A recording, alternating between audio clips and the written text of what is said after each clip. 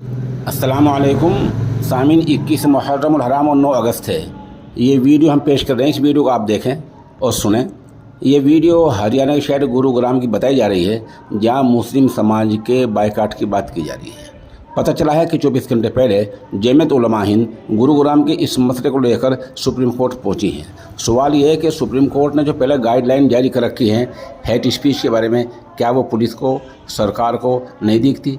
और क्या गुरुग्राम पुलिस इन सब के मकानात गिराएगी? ये वो सवाल निशान हैं जो इस वीडियो को देखकर पैदा होते हैं।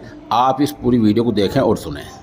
2 दिन का समय, अगर उसके बाद किसी दुकानदार ने किसी मुसलमान को अपनी दुकान पे रखा, उसके दुकान के बाहर उसके बहिष्कार का पोस्टर हम लगाने का काम करेंगे और उसको कौम का गद्दार घोषित करेंगे। ये बात आप सोच लेना। जितने भी दुकानदार साथी हैं, अपने दुकानों से मुसलमान कर्मचारियों को निकाल दे। अगर उन्होंने नहीं निकाला तो उनको कौम का गद्दार घोषित करके उनके दुकानों के बाहर पोस्टर लगाने का काम हम करेंगे। जय श्री राम, जय श्री राम, जय श्री राम।